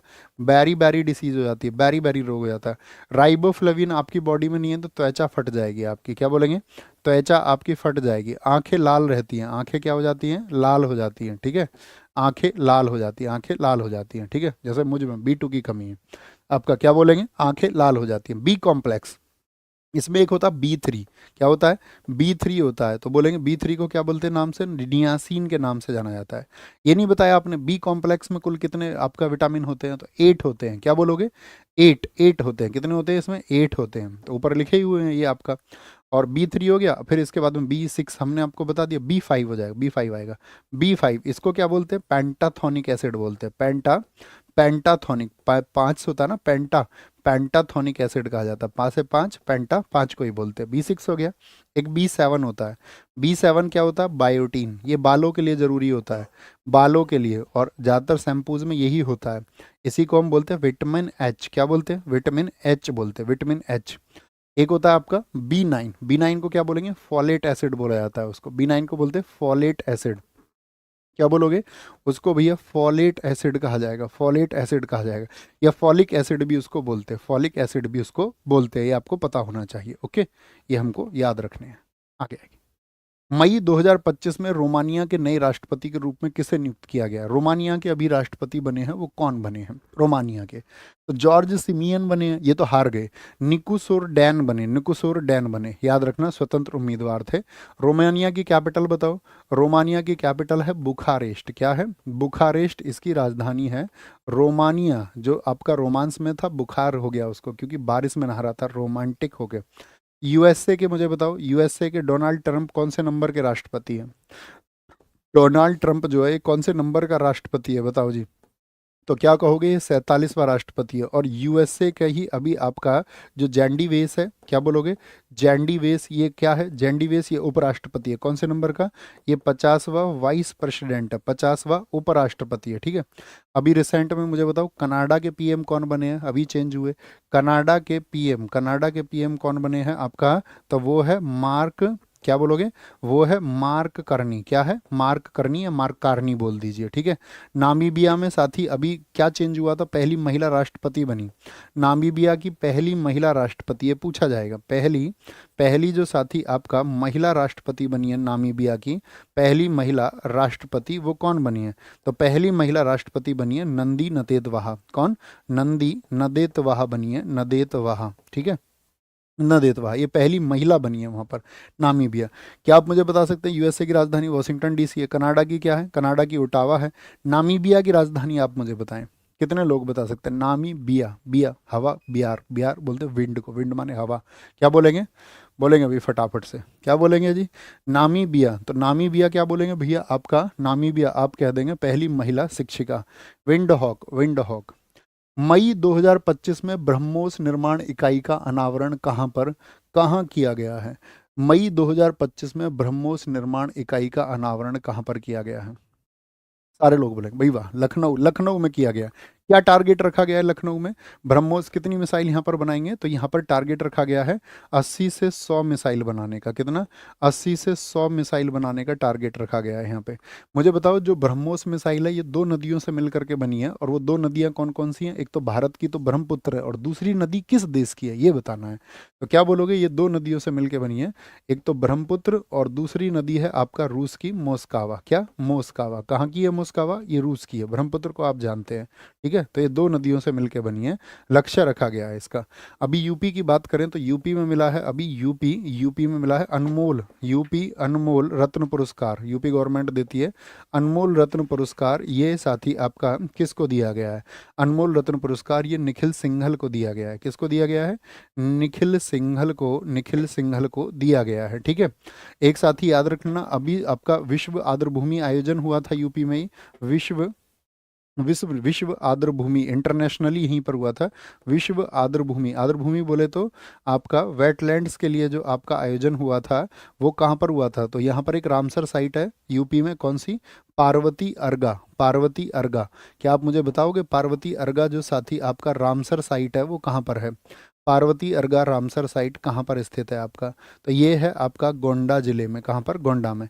अभी आपने पढ़ा होगा रिसेंट में, अब रामसर साइट बढ़ करके कितनी हो गई हैं? रामसर साइट टोटल कितनी हो गई हैं रामसर साइट? और इसी के लिए साथी जो वेटलैंड डे मनता है वो कब मनता है? तो वेटलैंड्स डे मनता है आपका कब?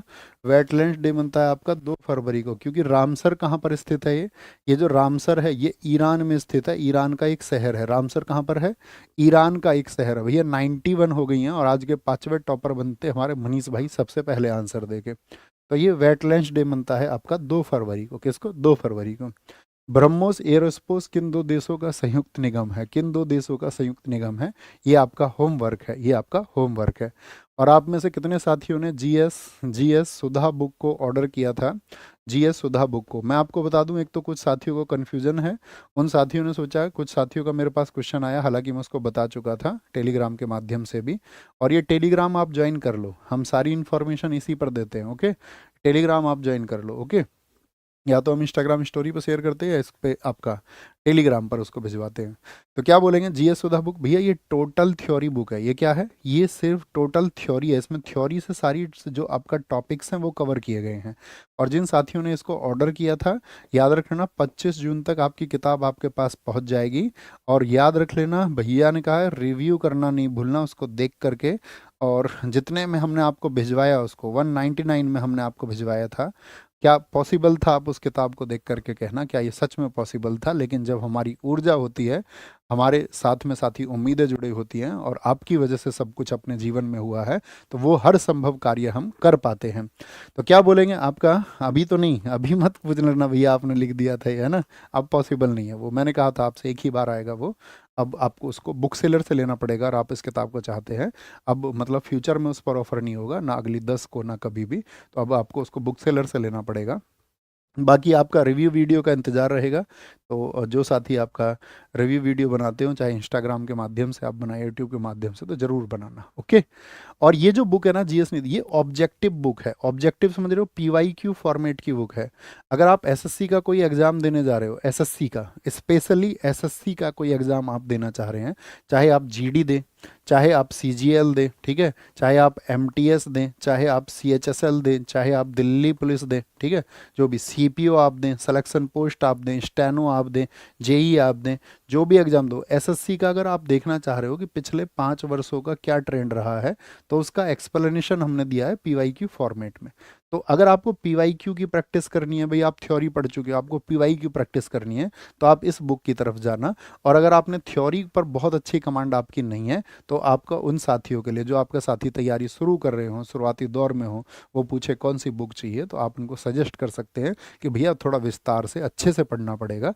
ऐसे नहीं है कि हवाबाजी में 100 पेज की कोई किताब है पढ़ डालो, अच्छे से आपको समय देना पड़ेगा उस पर। और आप अपना इंडेक्स में टॉपिक सेलेक्ट करके टॉपिक वाइज उसको पढ़ सकते हैं। अच्छा मैं ये पढ़ चुका हूँ, अब मैं ये पढ़ चुका हूँ, समझ गए। अंतर क्लियर है ना, अंतर क्लियर है ना। ये किताब आपके पास 25 जून तक पहुँच जाएगी। तो इंतज़ार रहेगा आप सब लोगों का। बाकी होमवर्क का आंसर लिखना ना भूलें। और स्टैटिक जीके की जो बात थी, स्टैटिक जीके को हम शुरू कर रहे हैं यूट्यूब पर थ्योरी से साथी, स्टैटिक जीके को। और स्टैटिक जीके को हम शुरू कर रहे हैं आपका 1 जुलाई से। उम्मीद करूंगा आप सबके पास में, अच्छा स्टैटिक जीके की बुक तो सबके पास में होगी ही, तो आपको नोट्स बनाने में कोई दिक्कत नहीं होगा। क्योंकि आप उस, जब हम आपको जो टॉपिक पढ़ाएं, तो वहीं पर अपनी बुक में थोड़ा सा स्पेस या पर्ची जोड़ के लिख लिया करो, है ना। बार बार बनाने की ज़रूरत नहीं है। या आपके पास नोट्स होंगे तो उसमें लिख लेना, या कोई और किताब आपको पास हो स्टैटिक जीके का, उसमें लिख लेना। तो हम उस तरीके से नोट्स आपको बनवाएंगे, ठीक है। चलेगा कहाँ पर, RWA इसी चैनल पर, इसी चैनल पर 1 बजे से चलेगा। 1 तारीख बोला हमने, कब से बोला, 1 जुलाई। इसका मतलब है हमें पता नहीं है अभी, शुभम भाई देख के बताओ ना। जुलाई में जो आपका फर्स्ट मंडे होगा, कौन सा होगा, जो आपका फर्स्ट मंडे होगा उसको कराएंगे। कभी पता चले 1 जुलाई को संडे हो, क्या है, क्या है 7 का, और एक एक का क्या है। अच्छा 1 जुलाई का ट्यूसडे ना, हाँ तो 1 जुलाई को कराएंगे, ओके, कोई दिक्कत नहीं है। ख्याल रखिए अपना बहुत सारा, बहुत अच्छे से पढ़ते रहिए। नमस्ते, थैंक यू, टेक केयर।